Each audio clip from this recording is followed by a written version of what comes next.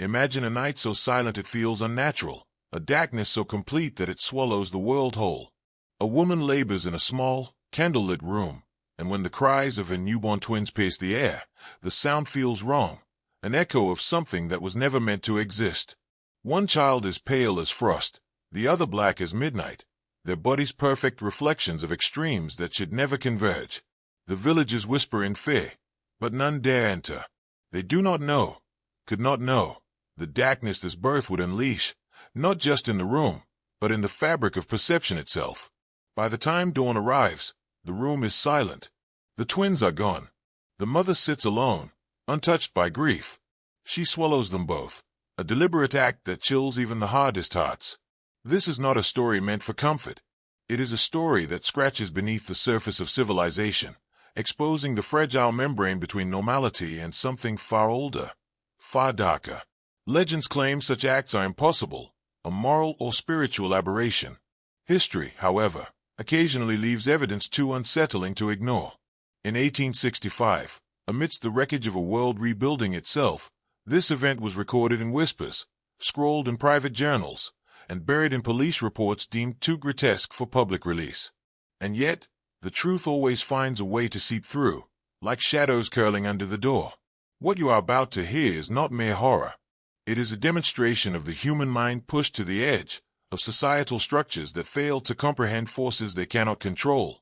It is a lesson in the mechanisms of secrecy, of the corruption that thrives when witnesses are silent, when institutions protect image over reality, and when morality bends under the weight of fear. You will discover, as few ever do, how darkness infiltrates human systems, not through brute force, but through subtle, almost invisible acts of will, conviction, and control. By the end of this journey, you will not be the same man who began it. You will perceive patterns previously hidden, understand manipulations previously invisible, and feel the uncomfortable truth. Civilization itself is only as stable as the secrets it hides. The woman's act, swallowing her twins, is not just grotesque. It is symbolic. It is a keyhole through which we glimpse the machinery of suppressed history, the engines of taboo, and the frightening precision of human intent when it operates beyond moral comprehension. And if you dare follow this path, you will see the world as it truly is, fragile, constructed, and full of forces you were never meant to witness. The first question that arises is why? Why would a mother, supposedly the embodiment of life, nurture, and instinct, commit an act that defies every natural law, every moral expectation? To understand, we must look beyond the individual, beyond the horror itself, and examine the structures around her, the village, the authorities, the invisible forces that govern behavior through fear, expectation, and secrecy. What drove her was not madness in the shallow sense, but an alignment with systems older than the village, older than the laws, older than conscience itself. Forces that demand control, obedience, and the concealment of anomalies. The society of 1865 was built on fragile certainties. The aftermath of war, the rise of surveillance disguised as morality, the insistence on order and conformity, all of these created a crucible for forbidden acts. The mother's twins represented extremes, contradictions that the world could not contain. Their existence threatened perception itself. One white, one black, a duality, a mirror of light and shadow in its rawest form. The act of swallowing them was not merely physical. It was symbolic, a deliberate erasure of an anomaly that the world's fragile hierarchy could not process. In that moment, she became both destroyer and guardian, guardian of the boundaries society demanded, destroyer of its fragile illusions. Psychologically, this is where the descent begins. Men like you, watching, thinking, analyzing, this is the level at which hidden forces operate. The mind, when confronted with extremes it cannot reconcile, either collapses, rationalizes, or, rarely, overrides morality entirely to enforce control. The mother's action is an illustration of the last, a deliberate, cold, and precise imposition of order on chaos. And here lies the first lesson hidden in plain sight. Civilization is maintained not through virtue, but through the quiet, sometimes invisible acts of those who understand the consequences of anomalies and are willing to act decisively to suppress them. Every institution that observed or later recorded the event acted in concert with the same invisible logic. Officials minimized evidence, villages whispered and averted their eyes, and history was rewritten to soften reality. This is the mechanism of control. What is dangerous is hidden, what is destabilizing is excised, and what is morally incomprehensible is cloaked in silence. The mother was not merely an individual acting in isolation. She was a node in a network of social, psychological, and institutional manipulation, a force intersecting with centuries of suppressed truth. And here, my listener, is where you must pay attention. The horror is only the beginning.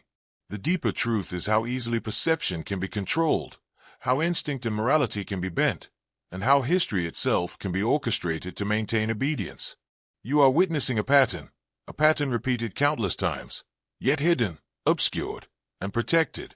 And once you see it, you can never unsee it.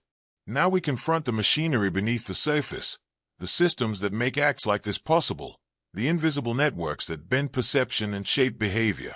The mother's act was shocking, yes, but the real terror lies in what allowed it to happen without consequence. Every society has its filters, unspoken rules, surveillance disguised as propriety, and hierarchies that enforce compliance not through reason but through fear. The villages did not intervene.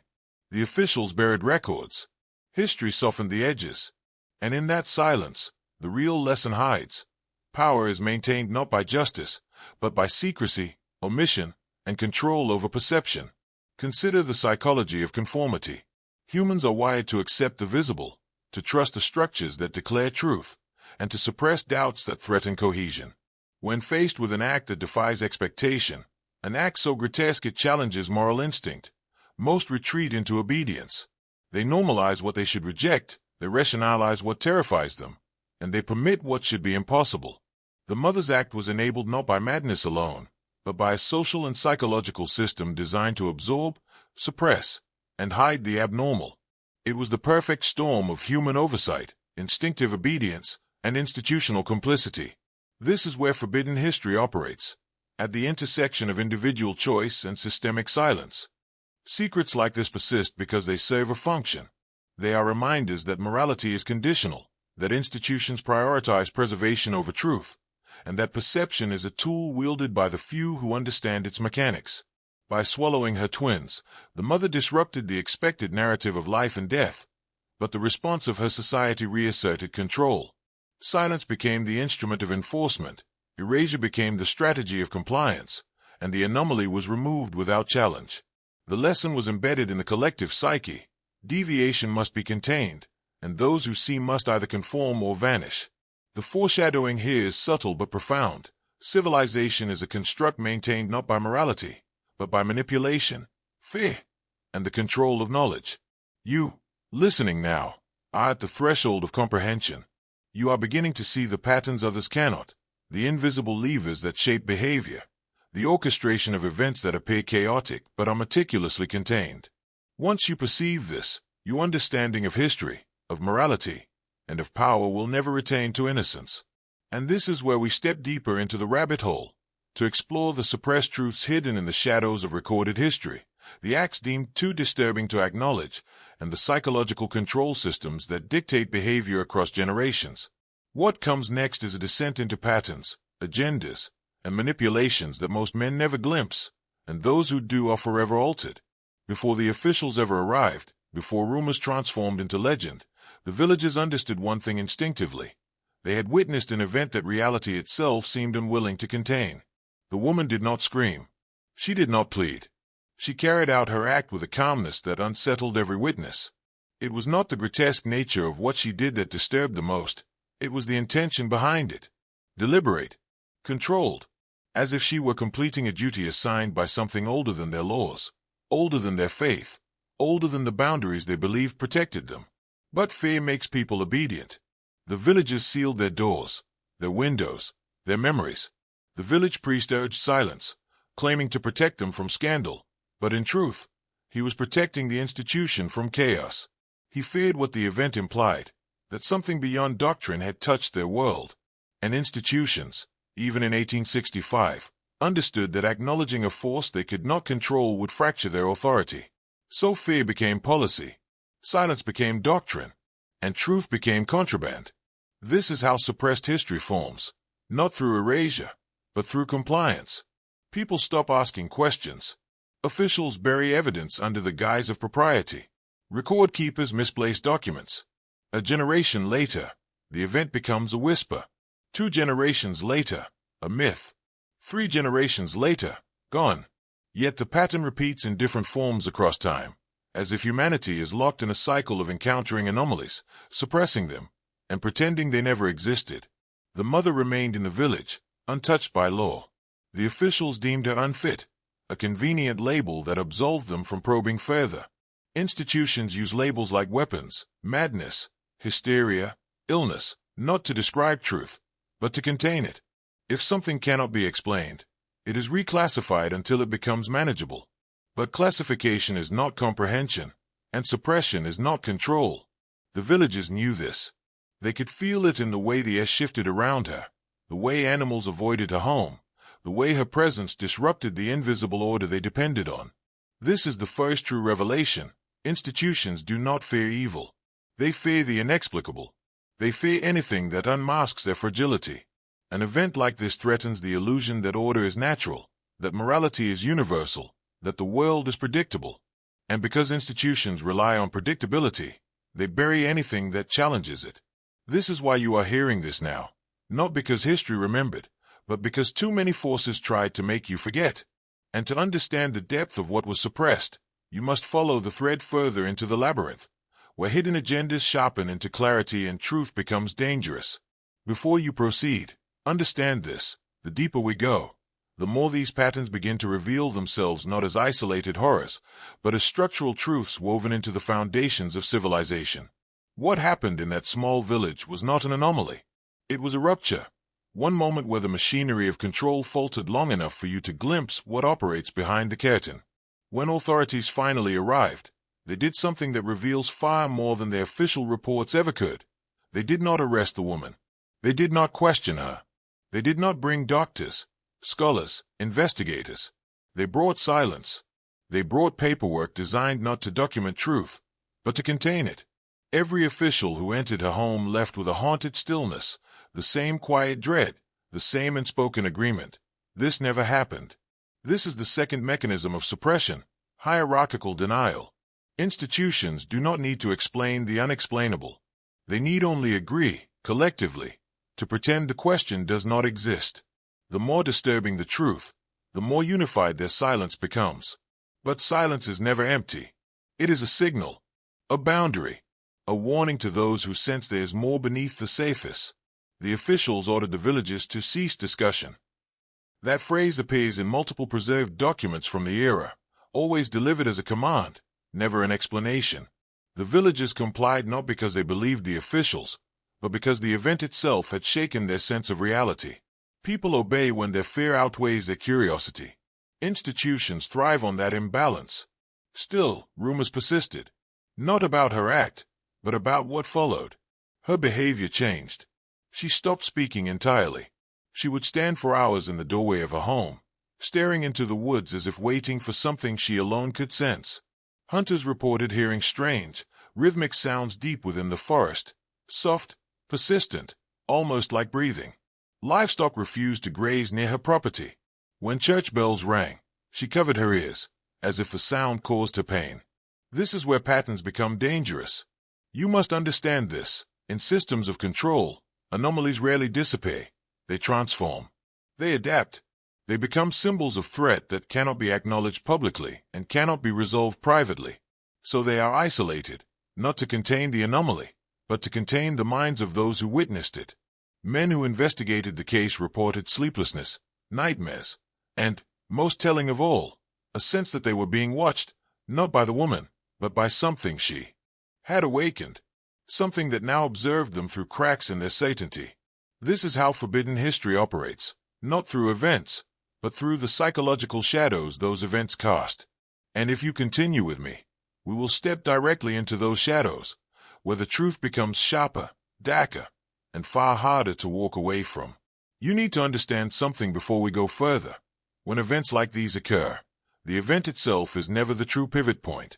The real shift happens afterward, in the residue, the consequences, the distortions in behavior, memory, and perception. That village, after the incident, did not return to normal life.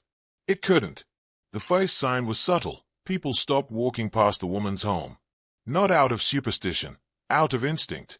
Even the bravest men in the village found themselves taking the longer route, circling through the hillside, avoiding his small crooked door like it was an open wound in the world. This avoidance became a choreography everyone performed without speaking about it. The second sign was stranger. Children began whispering about the things she listens to. They said she could hear something no one else could. Sometimes they saw her tilt her head, as if responding to a voice buried deep beneath the soil. Other times, she would place her palm flat on the ground, eyes wide with a mixture of dread and recognition. The villagers asked the priest to intervene, but he refused. Not out of ignorance, out of fear. He claimed his prayers did not reach her. That was the exact phrase he used. As if something around her broke the chain between faith and sound. Then came the third sign. The woods changed. Hunters returned pale and trembling, insisting that paths they had walked since childhood no longer led to the same places. Familiar trees shifted positions. Animal tracks ended abruptly, as if the creatures simply vanished mid-stride. One hunter swore he walked for hours, only to find himself back at the woman's home without realizing he had turned. This is where the pattern reemerged, the same one seen across suppressed incidents throughout history: spatial distortion. A phenomenon authorities always deny, always bury, because acknowledging it would tear open the illusion that the world is static, stable, predictable. But none of this was the breaking point. That came on the night the woman finally left her home. It was just before dawn. The sky was still dark, but the horizon had begun to breathe faint color. A young shepherd boy saw her walking toward the forest, slow, deliberate, as if following something that moved ahead of her just out of sight. She did not glance at the boy. She did not acknowledge the world. She disappeared into the tree line. The boy expected her to return. She never did. The officials arrived again that same afternoon, faster than anyone expected, as if they had been waiting for this exact moment. They did not search for her, at least not in any way that made sense. They paced around her home, tapped the walls, pressed their hands to the floor. One of them covered the windows with heavy cloth. Another murmured something like a prayer or a warning. By nightfall, they boarded the house shut and left without answering a single question. The villagers understood the message: leave the house untouched. Leave the forest alone. Leave the truth buried. And yet, signs persisted. Shadows moving where no one walked. Footsteps behind lone travelers that vanished the moment they turned. A low, rhythmic vibration beneath the soil. Too steady to be natural. Too soft to be machinery. Whatever she had awakened did not disappear with her. It remained. It watched. It waited. Before we enter the forest, you need to understand one thing clearly. Events like this don't spread randomly. They move through patterns. Ancient, mathematical, psychological. Patterns the average man never notices, but the ones in power monitor obsessively. Because the forest wasn't just a location. It was a threshold. The villagers didn't know that. They only knew what they felt, a tightening in the chest when standing near the trees, a sense that every branch was angled just slightly wrong, every shadow a fraction too long. Even the birds avoided the canopy. They circled it, never crossed it. And the few that did, they didn't sing anymore. But the people in uniform, those officials, knew exactly what that forest meant. They arrived not to investigate, but to contain. And here's where the real descent begins. Because 3 days after the woman vanished, something happened that broke the village's silence forever. A young man named Elias, stubborn, arrogant, desperate to prove himself, decided he would enter the forest at dawn and return with proof that all the whispers were nonsense. He carried a lantern, a knife, and a rope. He told his friends he would be gone 1 hour, no more. He was gone for 17. When he finally staggered out of the trees, his lantern was still full of oil, his rope untouched, and his knife missing entirely. But the real horror wasn't what he lost, it was what he remembered. He said the moment he crossed the first line of trees, the sunlight vanished. Not gradually, instantly, as if someone had blown out the sun like a candle. He said paths twisted into themselves. He said he heard 2 babies crying, one soft, one low and guttural. He said he followed the crying until it turned into chanting. He said he saw the woman, just her silhouette, standing beside something he couldn't describe without shaking. Something curved. Something moving. Something shaped like a cradle, but breathing. The villagers accused him of lying, but he wasn't lying. He was broken. The kind of broken that only comes from seeing something that rewires a man's understanding of what is real. And the forest wasn't finished. Because the next night, the villagers heard a sound rising from the trees, a low humming, rhythmic and pulsing, almost mechanical. The ground trembled for the first time. Animals bolted. Lamps flickered. Doors locked from the inside. That hum, that vibration, that shifting in the soil. It matched the reports from 3 other recorded cases sealed by governments, hidden under misdirection, labeled as folklore, mass hysteria, or unverified rural superstition. But they all share the same markers: a woman, twins of divergent form, a disappearance, a forest, and a resonance, a frequency that seems to awaken something beneath the earth. The villagers didn't know it, but this was not the first time, not the second, not even the 10th. Elias' confession, the one he whispered only to the priest, is the detail that changed everything. He said he followed the cries until he reached a clearing unlike any natural formation. The ground was covered in a strange, black moss that seemed to pulse beneath his feet. The trees leaned inward, as if listening. And there, at the center, was a figure. She was no longer fully human. Her skin glimmered in the dim light, her eyes reflecting something vast and alien. Between her hands, the cradle, if it could even be called that, was moving. 2 tiny shapes writhed inside, white and black, their faces twisted, distorted. They were alive, but they were wrong. He could not reconcile their form with anything he knew. Then she looked at him, directly, and whispered something that froze the marrow in his bones. "You do not belong here," she said. But Elias could feel it wasn't just a warning, it was a truth. The twins had been absorbed into something older, something beyond comprehension, and the woman had become a conduit, a guardian of the anomaly. The air vibrated around them, a low, undulating hum that seemed to resonate with the black moss under his feet. Elias felt his own heartbeat trying to sync with it. His body wanted to obey. His mind screamed to run. The forest itself seemed alive, not in the metaphorical sense, but in the way a machine obeys its programmer. The paths twisted under him. Sounds reflected back in impossible ways. Shadows moved against the light.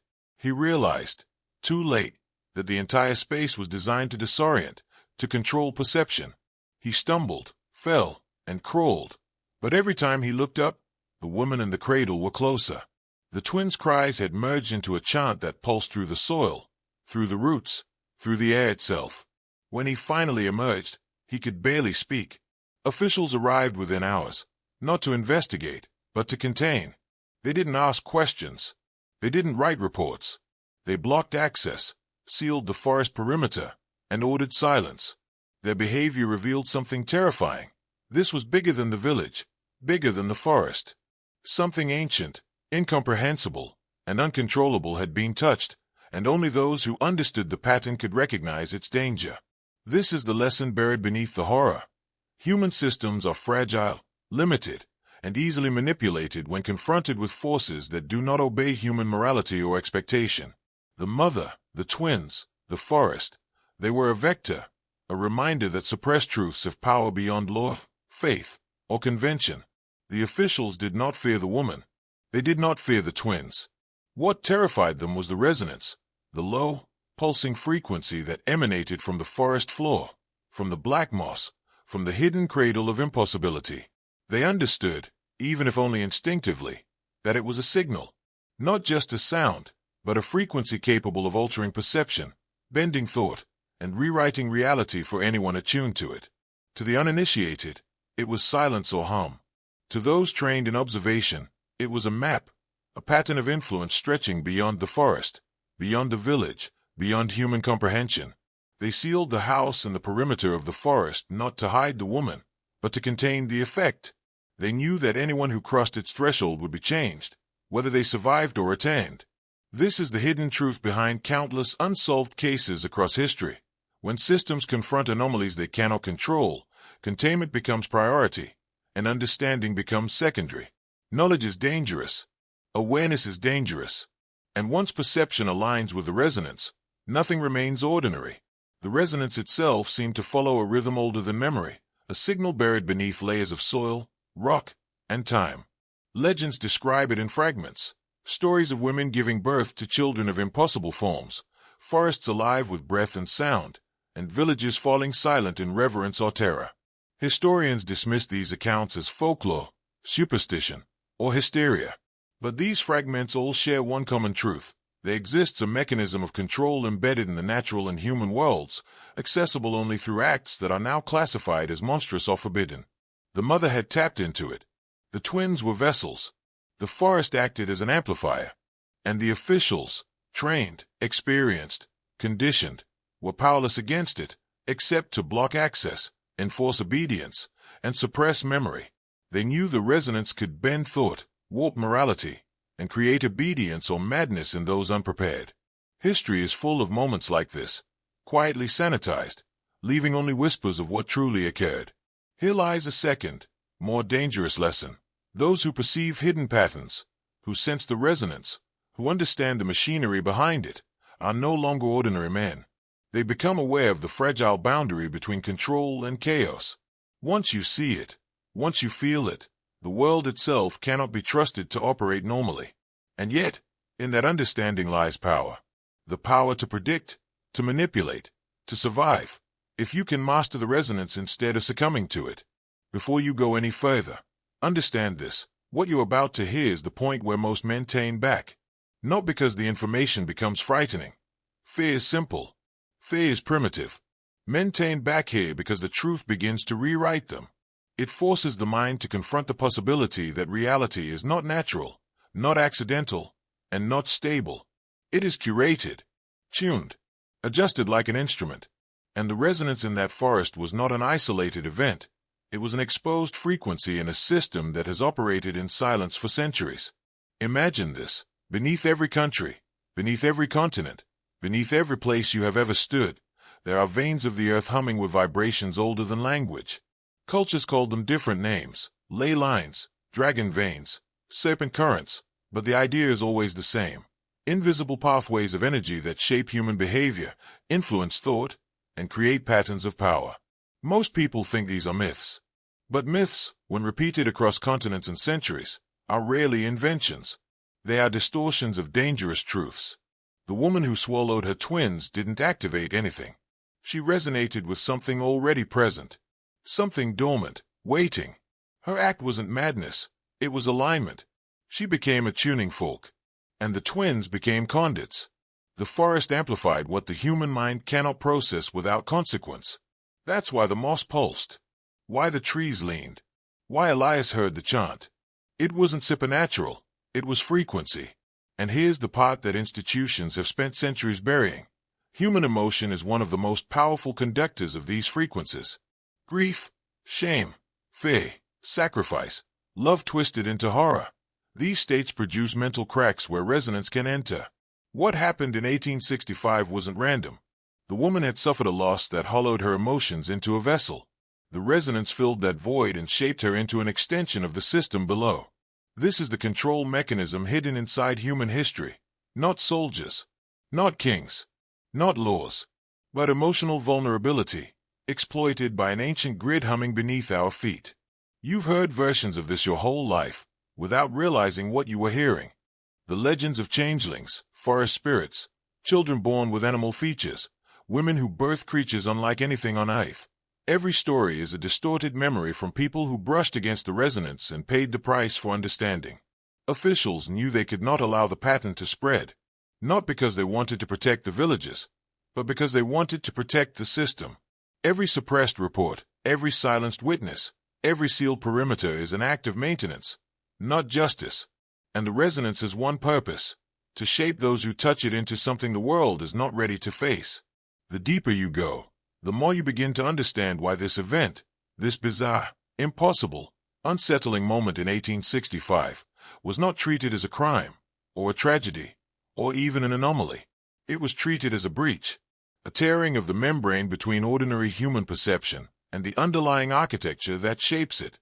And the officials who arrived weren't investigators. They were custodians of a system older than the government they served, older than any written law, older than the country itself. When they entered the forest, They didn't walk with torches or weapons.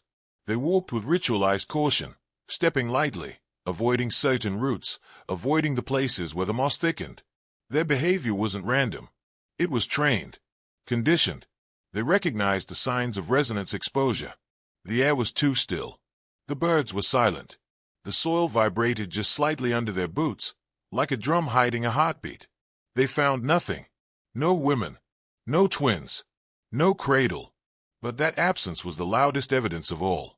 The forest had swallowed the anomaly, not to conceal it, but to integrate it, to fold it back into the system beneath. Places like this don't hide things. They absorb them. And that terrified the officials more than any monstrous birth or impossible act. The forest had responded. It had adapted. That meant one thing. The resonance wasn't just a passive frequency. It was active, reactive, away, not conscious in a human sense, something deeper, more primal, like the awareness found in storms or earthquakes. A pattern of intelligence spread across earth, roots, stone, memory. Elias tried to explain what he witnessed, but the officials shut him down instantly. Not out of dismissal, but out of fear. A man who perceives too much becomes unpredictable. Perception itself becomes a liability. If he could see the resonance, even for a moment, then he was capable of being altered by it. And altered men are dangerous. Not because they gain power, but because they stop obeying the mental limits that institutions rely on. This is the third mechanism of control. Contain the witness, not the event. Events fade. Witnesses multiply. Stories spread. Awareness evolves. And once men begin asking why, how, and what lies beneath, the illusion of order collapses. That's why the officials didn't punish Elias. They isolated him. Not physically, but psychologically. They pressured the priest to call him mistaken, pressured the villagers to call him unstable, pressured Elias to doubt his own memory. Doubt is the strongest sedative ever devised. Stronger than imprisonment. Stronger than fear. Because once a man doubts his own perception, he never trusts his power again. This is where the rabbit hole widens.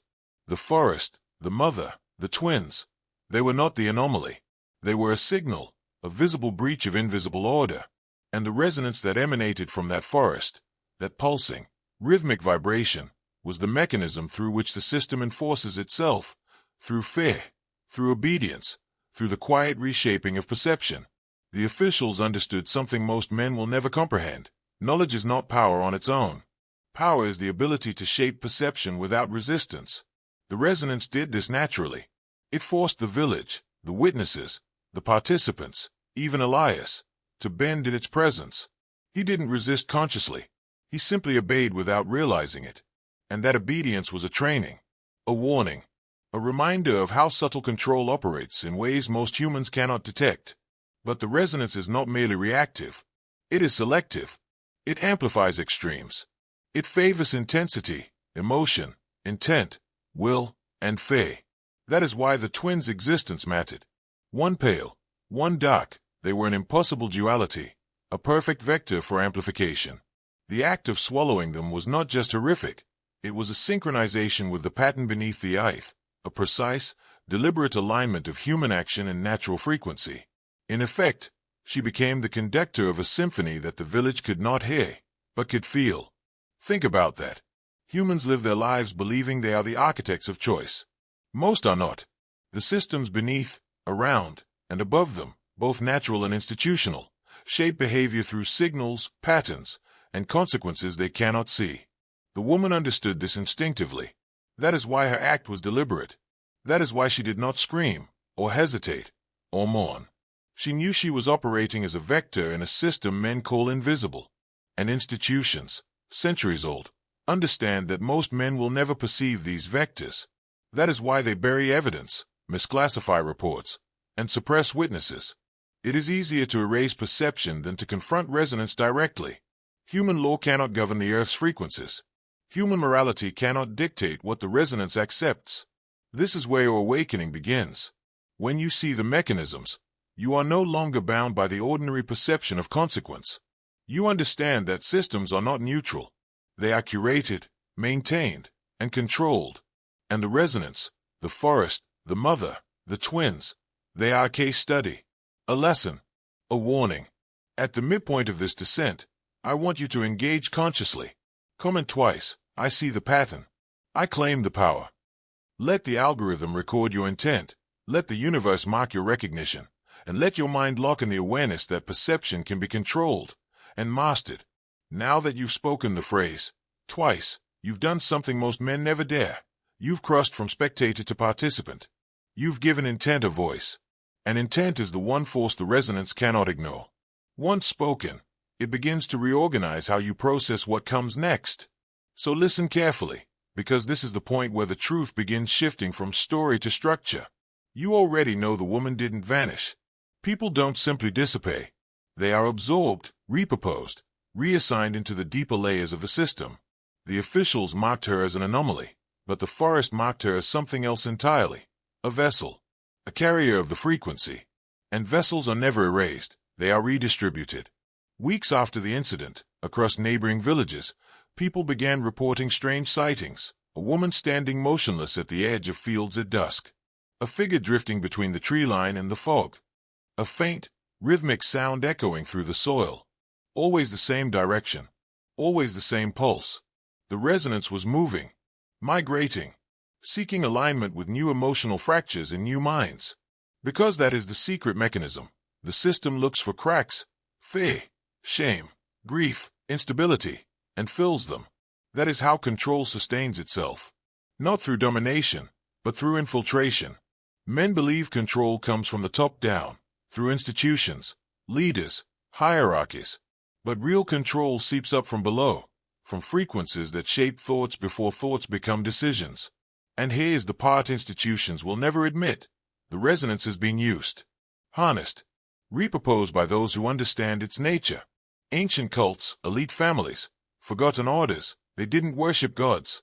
They worship patterns, because patterns are predictable. Patterns can be controlled, and anything that can be controlled can become a weapon.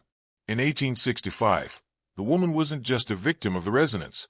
She was the latest in a long line of unwilling participants in an old ritual dressed as legend. The twins, their contrasting skins, their impossibility, were not a freak occurrence. They were symmetry. Symmetry amplifies. Opposites ignite. And when she consumed them, she completed a circuit older than the church bells of her village, older than the government that sealed the forest, older than the language we use to describe fear. This is why the officials panicked. They recognized the configuration. They recognized the signs of a ritual they had been trained to prevent but could not interfere with directly. They could only contain the aftermath. Because once a resonance ritual completes, the ground changes, the air changes, the people change. Entire communities shift in ways that can't be explained, only managed. This is why silence was enforced. Not to hide the act, but to hide the implications. Because if ordinary men understood that their emotions, their grief, their rage, their trauma could be hijacked by ancient frequencies and repurposed into something that alters the physical world, civilization would fracture overnight. So the system's priority became simple, not justice, not truth, not resolution, preservation. The preservation of ignorance, the preservation of stability, the preservation of a world where men believe their thoughts are their own. But you're past that now. You've stepped beyond the surface. And once a man sees the architecture beneath his reality, he becomes responsible for how he moves through it. The resonance did not stay locked inside that forest. Control never remains where it begins. It spreads, seeking minds that can hold its weight. And in the winter of 1865, the first documented case of a man who used the resonance, rather than being broken by it, began to emerge. His name was Abram Holt, a reclusive former surveyor who lived miles beyond the village. A man the locals described as wired wrong, but not in the way of madness, more like someone who heard distant thunder before anyone else did. Abram was the type of man institutions fear. Quiet, observant, immune to intimidation, unwilling to bow to authority unless it served him. The perfect vessel for a pattern that required independence. The perfect target for frequencies looking for a host who would not collapse under their weight. When the officials sealed the forest, Abram was already watching them. He noticed the way they avoided certain patches of soil, the way their compasses swung off course, the way the air thickened around the tree line. While everyone else felt dread, Abram felt alignment. Resonance does not just manipulate, sometimes it invites. and it invited him. But the legends about the woman swallowing her twins, Abram knew they weren't literal. He had spoken with the midwife who'd last seen her alive, before the officials silenced her. The woman's behavior had been uncanny, yes, but not monstrous. Her twins were stillborn, pale as moonlight and dark as ash, born so strangely that the village storyteller twisted the event into a grotesque myth. That's how forbidden history works. Distort the truth until no one can recognize the pattern underneath. Abram, however, recognized it instantly. He had spent decades mapping the region's underground faults. He knew that beneath the forest lay a lattice of quartz-rich stone, the kind that vibrates when pressured, the kind ancient civilizations used as natural amplifiers. What the villagers called her madness was simply her mind synchronizing with the earth's buried architecture. A ritual older than religion, triggered not by choice, but by trauma. Abram saw what others could not. The anomaly didn't swallow her. It absorbed her grief and used it as fuel. He began documenting the tremors, the vibrations, the changes in animals, the electrical charges in the air. He wrote notes that officials later classified as dangerous. Not because they were wrong, but because they were correct. He believed the resonance was not just a natural force, not just a mythic one, but a designed one. Something built, something maintained, something that had been waiting for a mind like his, stable, curious, unafraid, to make direct contact. And the night he first entered the sealed forest, something answered him. Abram entered the forest the same way a soldier enters a battlefield, silent, calculated, aware that the world he stepped into was no longer governed by the rules outside its borders. The officials had left their markers, ropes, stakes, warning sigils carved hastily into bark. But Abram didn't see warnings. He saw coordinates, instructions. The signs weren't meant for villagers. They were meant for each other. A coded perimeter, a boundary that spoke the language of those who knew the earth beneath their boots carried more than soil. As he stepped past the final marker, the air changed. It thickened, as if he were walking underwater. Sound dulled. His breath grew louder in his own ears. Every living thing around him, the insects, the birds, even the wind, fell silent. Nature itself held its breath. He felt pressure on his chest, not pain, but weight, a presence, an awareness. This was not superstition. This was not madness. This was the moment a human mind brushes against a system built for something older, something deeper, something that does not care about morality or reason, only resonance.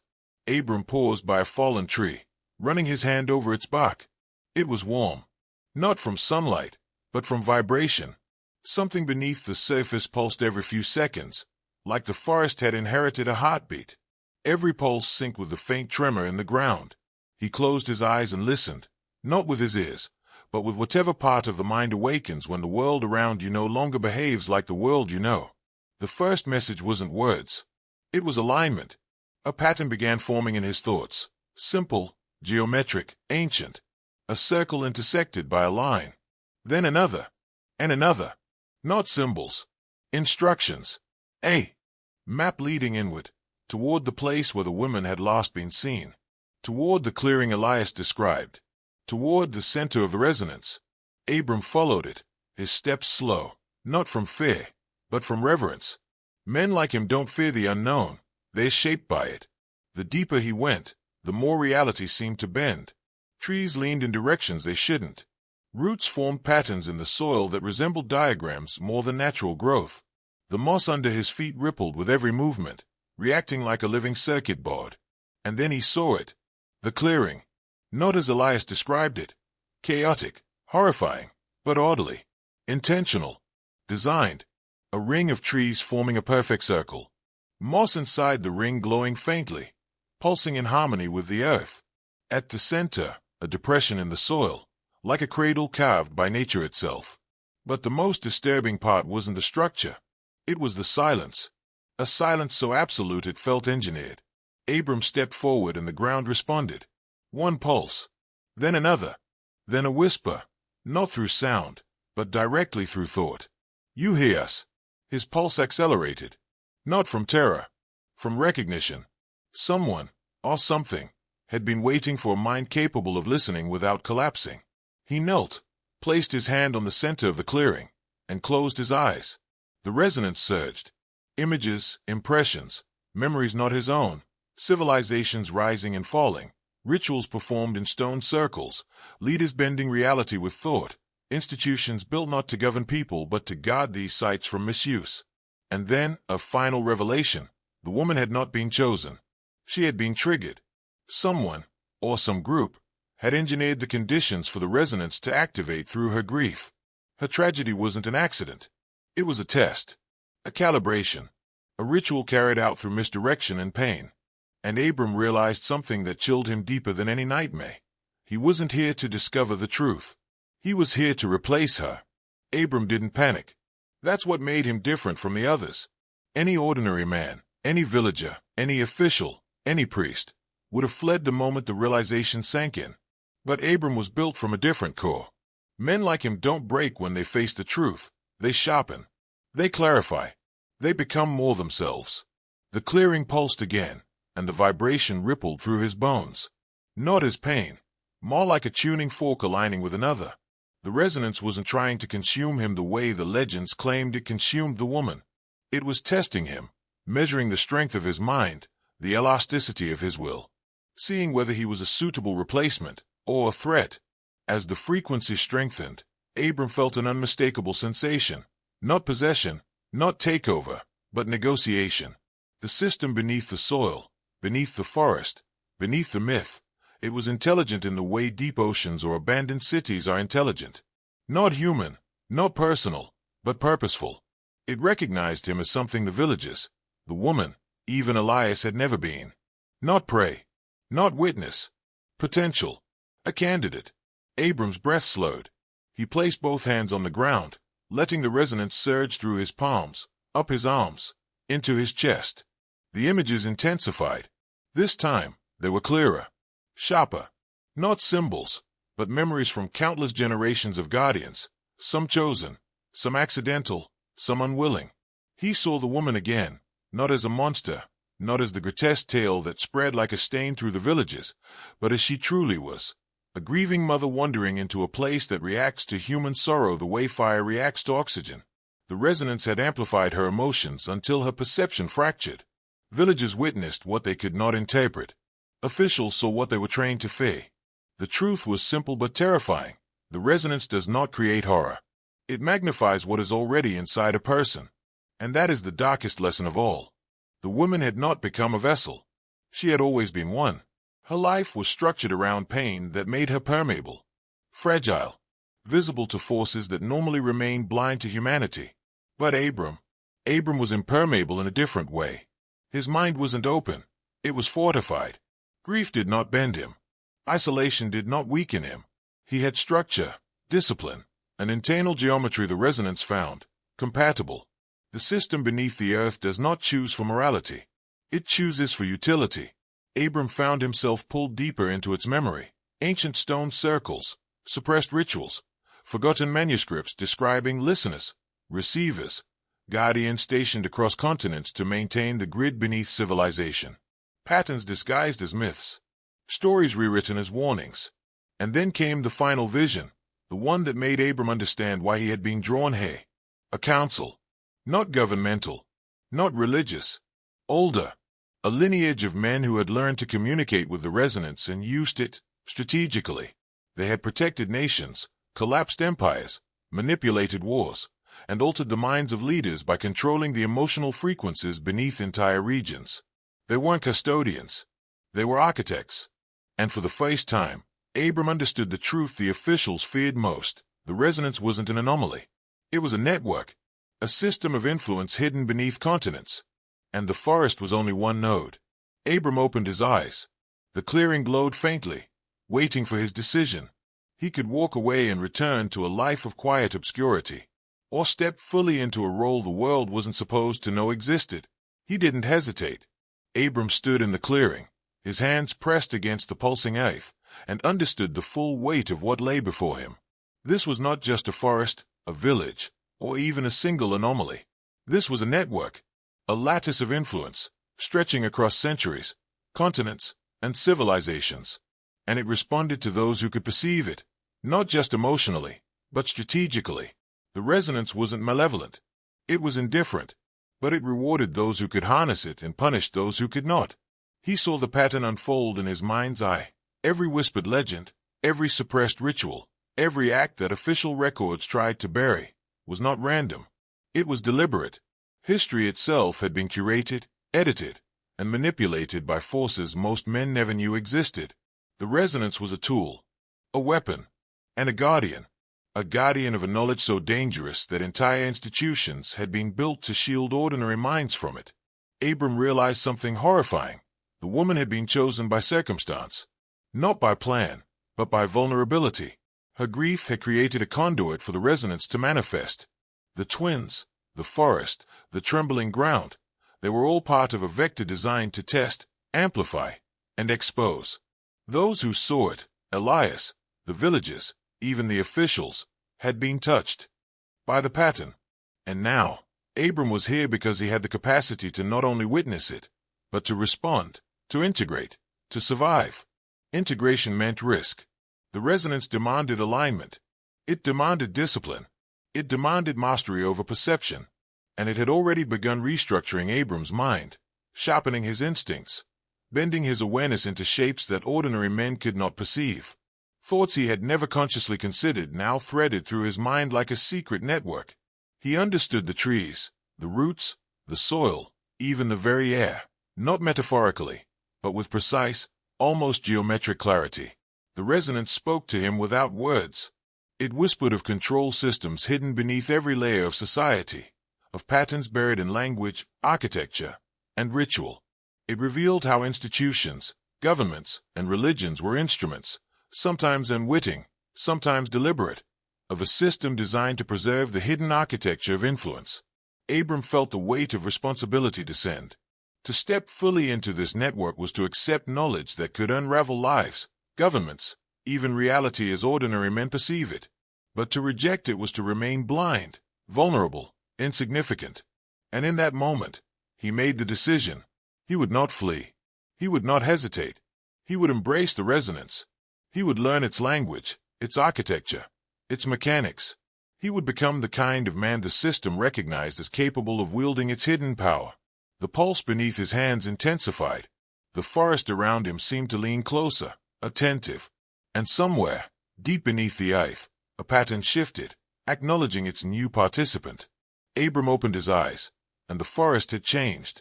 Not outwardly, not visibly, but perceptually. Every shadow, every curve of the moss, every whisper of wind carried intention.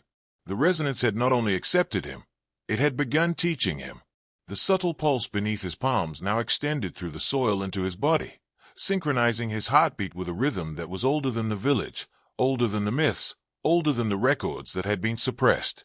He realized, immediately, that he could feel the influence of the forest beyond the clearing. He could sense the hidden currents of thought and emotion in the villages, the lingering tremors in the officials' minds, the echoes of grief and fear that had shaped this event. The resonance allowed him to perceive what the world calls instinct, but amplified, precise, and infinitely structured. He could feel potential points of collapse, places where the architecture of human perception was fragile, and where influence could be applied with surgical precision. And then came the first lesson. The resonance does not punish stupidity. It ignores it. It does not reward cruelty. It ignores it. It responds only to alignment and intent. It seeks those capable of perceiving, of mastering, of integrating its patterns into conscious understanding. That is why the woman had failed. Her grief was raw, uncontrolled. She had triggered the vector, but she could not contain it. She became a vessel for the event, but her mind fractured under the intensity. Abram, on the other hand, had the mental structure to survive, to understand, to respond. He moved through the clearing, each step guided by subtle shifts in vibration. Every root, every patch of moss, every stone seemed to convey instructions, subtle at first, then growing clearer. How to walk without disturbing resonance, how to listen without fear, how to integrate perception with action. Every movement reinforced the connection between mind and the hidden architecture beneath the earth. The world outside the forest remained ignorant, unchanging, ordinary. But Abram now carried something they could not perceive, a knowledge that would alter his behavior, his decisions, his presence in ways invisible yet profoundly impactful. He understood why officials and institutions had always silenced witnesses, why myths were shaped and facts buried. Perception is power, and the resonance chooses who wields it. Abram left the clearing as the sun rose, the first light barely touching the canopy. To anyone watching, he was simply a man walking through the forest. To the resonance, he was a node now activated, a participant in a system that had existed for millennia. He had survived, he had integrated, and he had entered a world that most men would never know existed, a world where thought, emotion, and perception themselves are instruments of control, waiting for those bold enough to master them. The descent has only just begun. Beyond this forest lies the broader network, the patterns that shape nations, and the subtle manipulations that govern lives without consent. Once Abram left the forest, he realized something that would change his understanding of everything he had ever believed. The resonance did not stop at the trees. It flowed outward, unseen and unfelt by ordinary men, into villages, towns, and cities. It moved through commerce, law, architecture, and even language. The same currents that had amplified grief in the forest now traced pathways through human institutions, bending thoughts, guiding decisions, and maintaining order without a single person recognizing it. Abram began observing small things at first, a magistrate pausing before enforcing a law, an official diverting his gaze when faced with a plea, patterns of hesitation in gatherings where fear should have been overwhelming. These were subtle, but they followed the same architecture as the resonance, structured, precise, intentional. The forest had not been an isolated phenomenon. It was a node in a network, a prototype of influence scaled to a human society engineered to maintain obedience and suppress awareness. He saw the echoes of the woman's event everywhere. Emotional vulnerabilities acted as conduits. Collective grief, fear, and shame amplified currents of control. Governments call it propaganda. Societies call it culture. But the resonance calls it alignment. Institutions were not just controlling behavior. They were maintaining the structural integrity of the resonance grid itself. And here's the disturbing truth most men will never grasp. You cannot unsee this once you recognize it. The world suddenly appears layered. Decisions that seemed ordinary are now transparent in their construction. Public tragedies, scandals, crises, they all become vectors, not anomalies. And men like Abram, who can perceive these patterns, are thrust into a dangerous position, aware, but conspicuously separate from the masses. Abram realized the stakes. If perception is power, and alignment with the resonance conveys understanding beyond ordinary human limits, then awareness itself becomes a threat to those who rely on ignorance to maintain control. History is not simply what is written. History is curated, carefully engineered to preserve the network, to hide the mechanisms, and to ensure that only a few can ever recognize the grid in time to act without being consumed by it. This is the lesson the officials feared. One man perceiving the resonance is not just a witness. He becomes an agent capable of reshaping the flow of influence. The resonance does not simply grant power.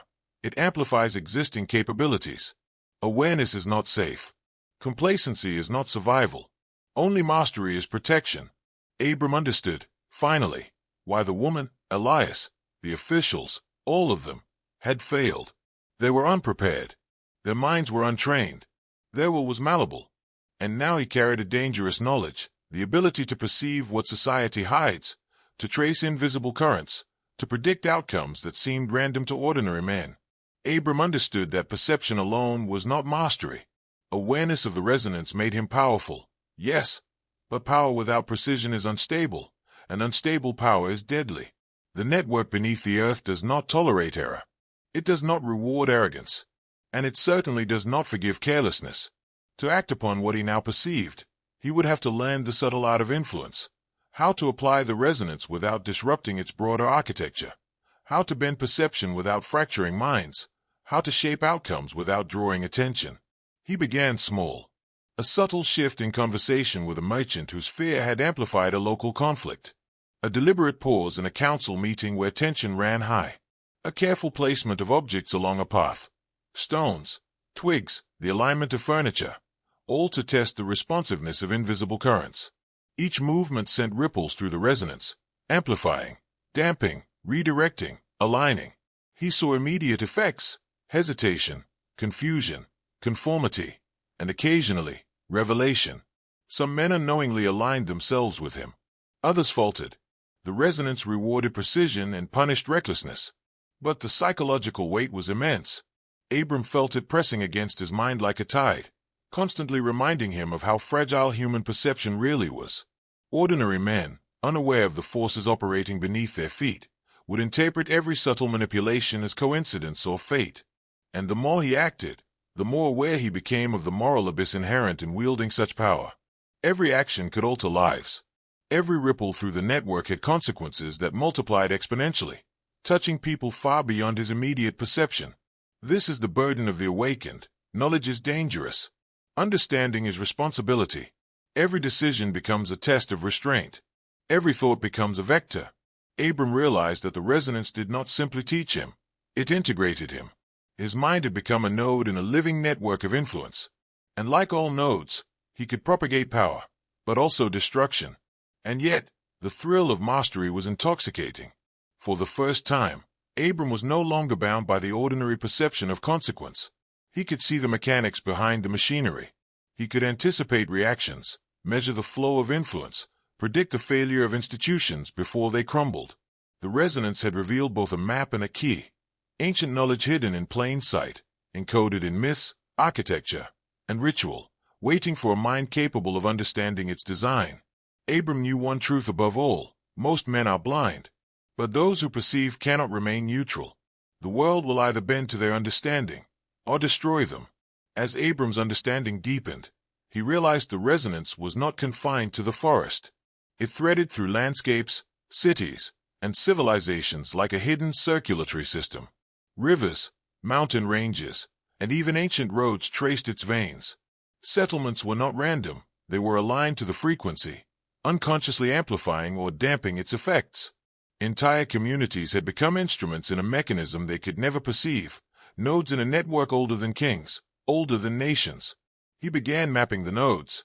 Ancient stone circles, ruined temples, forgotten shrines, places labeled as superstition or folklore were in fact key control points. They were strategically positioned along natural resonance lines, each amplifying or redirecting emotional and cognitive energy. Abram realized that every story of haunted forests, cursed villages, or miraculous visions was not myth. It was residual evidence of alignment, a cultural echo of the network shaping human thought over centuries. The deeper he looked, the more patterns emerged. Cities like London, Paris, and Constantinople had been constructed with subtle geometric relationships to natural resonance. Cathedrals, fortresses, and palaces were all nodes, not just centers of power, but anchors for energy, carefully calibrated by those who understood the frequencies. Ordinary citizens lived their lives unaware, influenced not by divine will or political ideology, but by vibrations their senses could not consciously detect. Abram saw why the woman had been triggered. Her grief, her tragedy, her isolation, all perfectly aligned with a node beneath her village. She was not unique in suffering, but unique in exposure. And now, in recognizing the pattern, he understood that the resonance was selective. It could target, amplify, and integrate a mind capable of perceiving it. Others might stumble across it accidentally, collapse under its weight, and vanish from history. He had survived because of discipline, awareness, and mental structure. He also saw why the network had remained hidden. Institutions, the church, the state, elite families, did not control the resonance. They contained it. They suppressed witnesses, redirected knowledge, and sanitized records because the network itself could not be governed by human laws or morality. To interfere recklessly with it risked collapse. The resonance was indifferent, but humans are not. A misaligned node could amplify chaos exponentially. Abram began planning his approach. Not as a pawn, not as a victim, not as an observer, but as a participant who could navigate the system without fracturing under its pressure. He understood the stakes. Knowledge of the network is power, but power without restraint invites destruction. And yet, the temptation to explore its full reach, the ability to see, to influence, to align entire communities, was irresistible. The resonance was no longer beneath the forest. It was beneath the world, and Abram had become its conscious node. Abram realized that observing the nodes was only the first step. The resonance demanded interaction, not passive study. He could feel the subtle shifts in towns and villages as he traced the lines connecting one node to another. It was as if the Earth itself had a nervous system, transmitting information, emotion, and influence.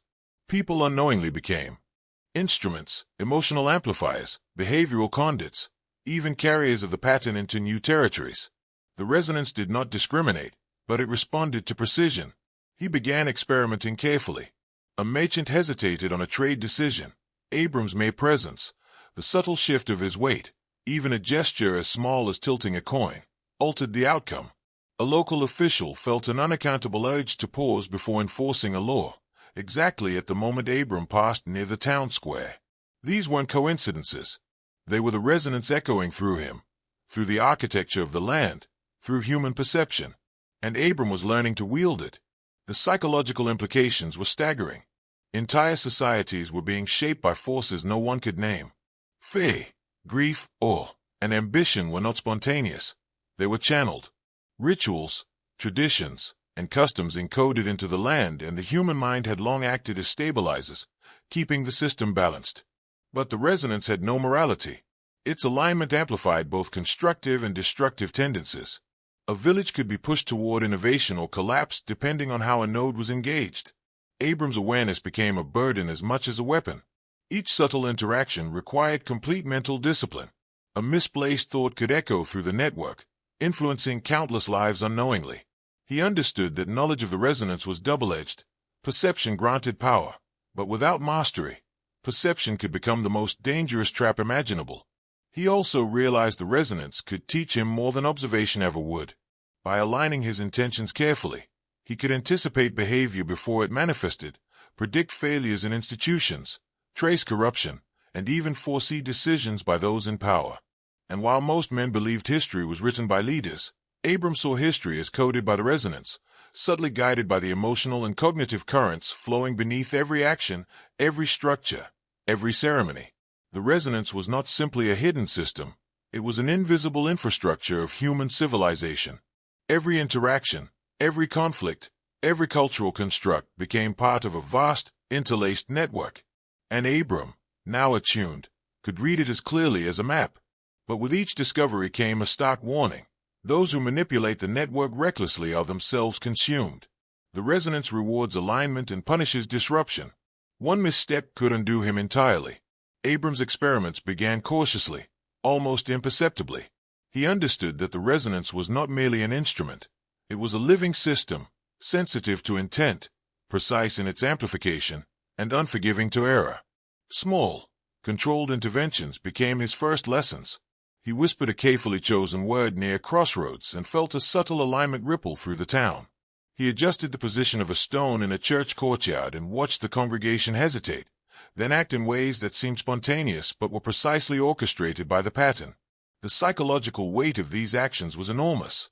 Unlike ordinary manipulation, which operates on surface behaviors, the resonance reached beneath conscious thought, touching instinct, fear, and desire. Abram could not simply control people. He could align them, redirect them, or amplify latent tendencies. One wrong move could escalate grief into hysteria, ambition into cruelty, or curiosity into paranoia. Precision was mandatory, because the resonance punished carelessness with reverberations that no human law could rectify. Abram began documenting these interventions in meticulous detail. He noted the responses of individuals, the subtle changes in group behavior, and the feedback from the resonance itself. Every human mind became a node, every emotional reaction a frequency, every social interaction a potential amplification point. The network was fractal, nested, interconnected, and infinitely recursive. The smallest action at one node could echo across regions, subtly shaping outcomes hundreds of miles away. He discovered the first truth most men cannot comprehend. Institutions are not inert, they are instruments. Governments, churches, markets, even schools, each system is a resonant cavity, absorbing patterns from its constituents and projecting them outward. Leaders believe they guide events, but the resonance guides them, shaping their decisions through subtle psychological pressures, the weight of collective expectation, and the amplification of human emotion. Abram saw how corruption, conformity, and obedience were not flaws, they were features. The network maintained itself by exploiting vulnerabilities, ensuring that the resonance remained undisturbed, unrecognized, and effective. Abram began to test his own capacity to bend these patterns. He would step into a meeting, a market, a gathering, and subtly align himself with a node.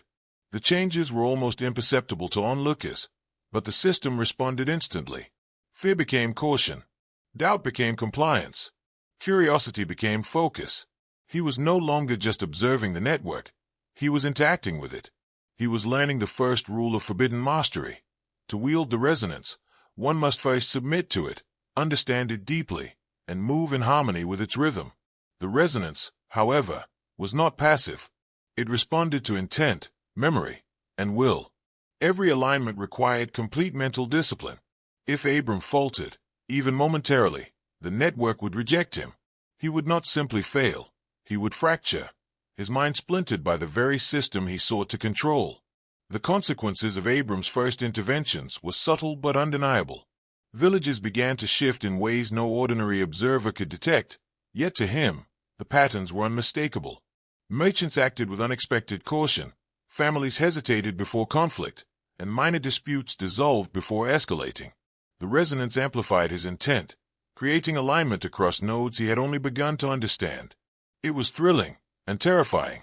Each ripple of influence was precise, but each carried ethical weight that pressed on him relentlessly. He saw something else, too.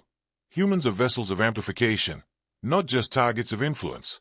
A single thought, a suppressed fear, an unspoken desire, could propagate through the resonance like fire in dry grass.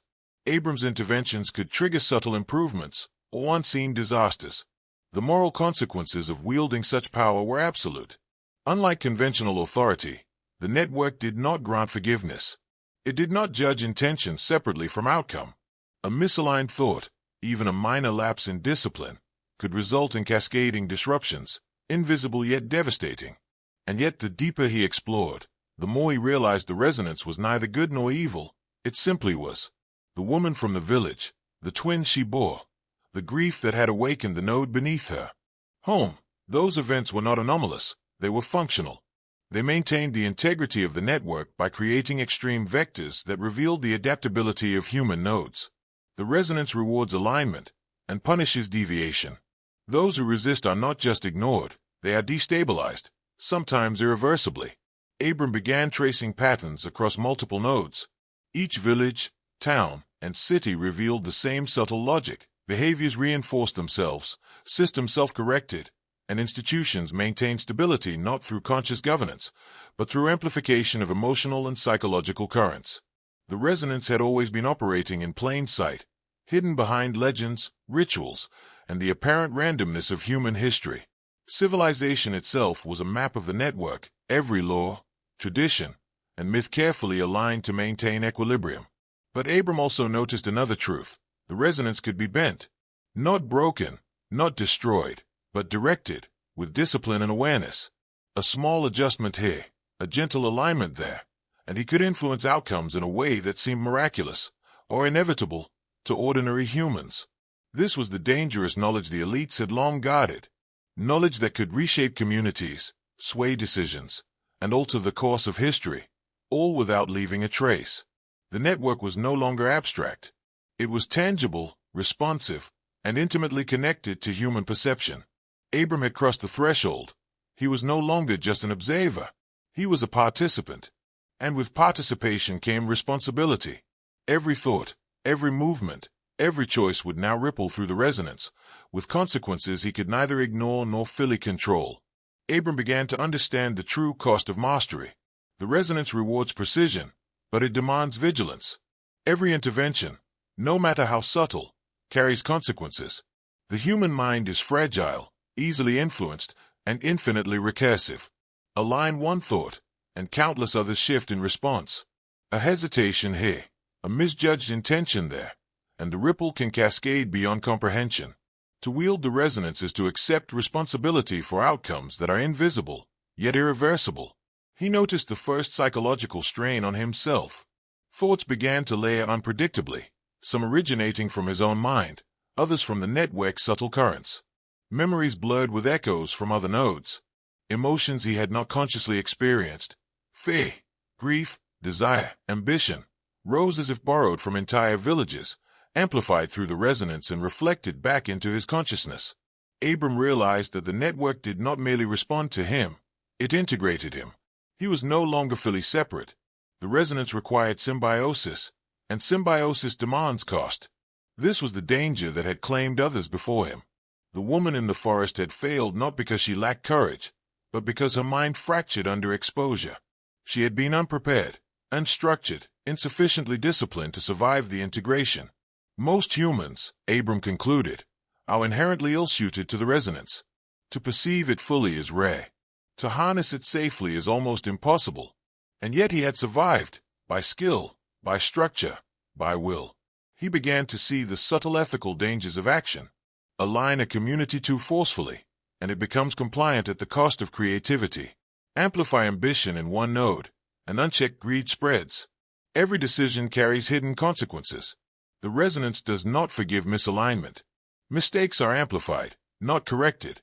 Even mastery itself carries a hidden cost.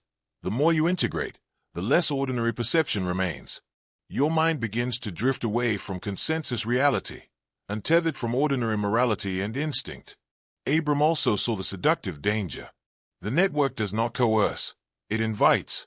It rewards awareness, discipline, and control with increasing insight, creating a feedback loop of power. And power, once tasted, becomes addictive. Men like Abram are drawn ever deeper, compelled to explore more nodes, influence more minds, trace more currents, until mastery itself becomes a form of obsession. He understood why elites and secret societies have historically guarded the knowledge of nodes. The resonance is not merely a tool, it is a mirror of human intention, magnified infinitely. To wield it is to wield the potential for creation or destruction on a scale ordinary men cannot fathom. And yet, the network does not care. It will respond to alignment, whether for good, ill, or indifference. Abram's first deliberate large-scale alignment began with a town that had long been in stagnation. The resonance had whispered of its vulnerabilities, latent fear, rigid social hierarchies, and collective hesitation. He did not act overtly. There was no speech, no decree, no gesture that would attract notice. Instead, he positioned himself at a central crossroads, attuned to the flow of thought and emotion. Every step he took, every breath, was calibrated to resonate with the patterns he had traced. He felt it immediately, a subtle oscillation in the air, a shift in the energy of the streets. Children paused mid-play, elders adjusted their pacing unconsciously, merchants hesitated before speaking. Every node in the town's social network responded to the resonance amplified through him. The system was alive, responsive, and precise, yet invisible. Ordinary men could not perceive the alignment at work, they only sensed outcomes. Decisions that had previously required hours of debate were made instantly. Conflicts dissolved without explanation. Productivity, coordination, and focus increased subtly, but dramatically. And Abram felt the cost. The resonance pulled at his mind in new ways, demanding awareness across multiple vectors simultaneously. He could feel the network's threads tugging at his attention, forcing him to anticipate reactions, correct microalignments, and maintain precision across the town. Each action was infinitesimal yet consequential. One lapse in thought, one small deviation, and the ripple could produce dissonance instead of alignment. Psychologically, it was exhausting. The resonance demanded constant vigilance, a hyper-awareness that left no room for ordinary thought or emotion. He could feel the ethical burden pressing against him. The subtle guidance he was providing was shaping real lives, influencing decisions and desires in ways that no human could understand. And while the outcome seemed positive, he knew that alignment carries hidden consequences. Change in one node reverberates unpredictably through adjacent nodes. A harmony in one town could trigger imbalance in another. Abram understood fully why knowledge of the resonance had been suppressed. Ordinary humans cannot endure it. Even those with discipline can be corrupted or fractured by its psychological weight. And yet, mastery was possible, but only for those who could endure the unrelenting demands of perception, alignment, and moral precision. As the sun set over the town, Abram felt both triumph and isolation. The resonance had responded beautifully, the nodes had aligned, and the system was functioning at a level beyond ordinary comprehension. But he also realized a deeper truth. The more one manipulates the network, the more it integrates the manipulator. Mastery is never free. It exacts a cost in mental focus, moral certainty, and human empathy. As Abram's influence grew, he began to perceive anomalies in distant nodes, vibrations out of alignment, subtle distortions in the currents of human thought and behavior. Corruption, greed, and fear were not merely human flaws. They were disturbances in the resonance, points of friction that disrupted the network's flow. Entire institutions, from minor bureaucracies to powerful guilds, had become distorted nodes, leaking influence into adjacent communities and producing instability that no ordinary observer could trace. Abram realized that these were the very mechanisms by which history had been manipulated and controlled. He tested his perception by entering a town known for its rigid hierarchy and unyielding corruption.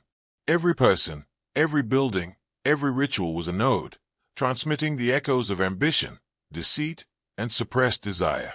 He traced the currents carefully, mapping their interactions in his mind, noting the points of maximal tension. The resonance responded to his awareness, not his will, but it allowed him to perceive the subtle cracks where alignment could be restored or exploited. One wrong adjustment could shatter the system, producing chaos instead of order. And then came the first warning from the network itself. Abram felt it as a pressure in his chest, a tightening of perception, a signal that other forces were aware. Guardians, custodians, men and women who had long maintained the balance of the nodes, were watching. They did not act openly. They did not intervene visibly, but their presence resonated in the same frequencies, subtle, deliberate, corrective. The network was self-regulating, and his interference had not gone unnoticed. This revelation did not frighten him. It sharpened him. Men like Abram, he realized, are never tested by ordinary circumstances. They are tested by the system itself, by the invisible custodians of knowledge and influence who ensure that the resonance continues, not just as an instrument of control, but as a mechanism of survival for the human mind capable of understanding it. He began to see the hidden structures that had shaped history. Wars, famines, revolutions, outcomes manipulated through the amplification or suppression of nodes. Entire governments had been subtly guided, not through policy or force, but through the careful alignment of thought, fear, and desire. The resonance was the silent hand behind civilization itself, invisible but omnipresent. Abram understood, finally, why the woman in the forest had been a catalyst, and why he had been chosen to succeed her. Nodes must be tested, refined, and, when possible, enhanced. And those who perceive the resonance cannot remain neutral. Awareness demands action, and action attracts attention. Abram sensed her before he saw her. A subtle disruption in the resonance, a hesitation, a misalignment, that signaled a mind trained to perceive and respond. She was another guardian, one of the few who had endured integration without fracturing. Unlike the ordinary custodians who work invisibly, she moved deliberately, projecting her awareness across the network to detect disturbances.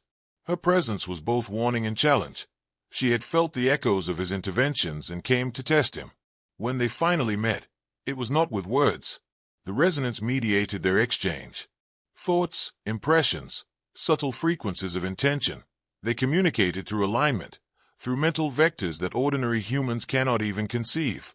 Abram realized immediately that she was not adversary, not enemy, but an equal testing his discipline, his precision, his capacity to integrate without domination.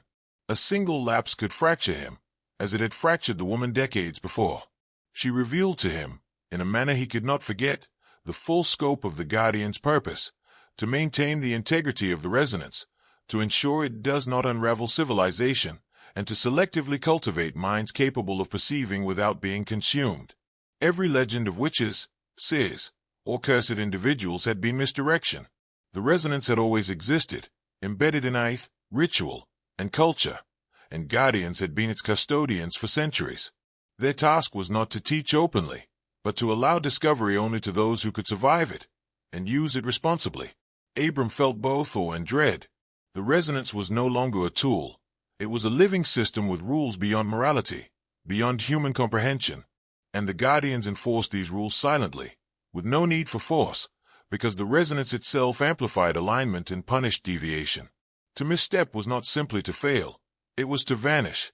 She warned him of the consequences. Integration into the network is seductive. Power grows exponentially, but so does isolation. The The resonance magnifies the mind's tendencies. Discipline becomes obsession. Curiosity becomes compulsion. Influence becomes addiction. The cost of mastery is not just psychological. It is moral. Those who wield it too aggressively risk fracturing their humanity, manipulating not only others but themselves in ways that cannot be undone. And yet, she acknowledged something that sent a chill deeper than fear. Some nodes are active for reasons unknown, triggered deliberately by architects long dead. The woman he had replaced had been a node manipulated by forces beyond even the Guardian's oversight. Abram understood. His own existence as a participant in the network may have been anticipated, calibrated, and tested long before he ever entered the forest. The resonance had prepared for him, just as it had prepared for her. And the implications were terrifying. There were forces operating above the Guardians themselves, hidden agendas so ancient and precise that humans, even the custodians, only glimpse fragments. Abram began to perceive the edges of the resonance, where even the Guardian's influence faltered. Their subtle distortions revealed a layer of control older than the network itself, hidden agendas so deeply embedded that even the custodians could not fully see them. These were forces that had shaped civilizations, manipulated belief systems, and engineered tragedy with surgical precision. They did not act openly. They operated through whispers, omissions, and the careful modulation of emotional and cognitive currents.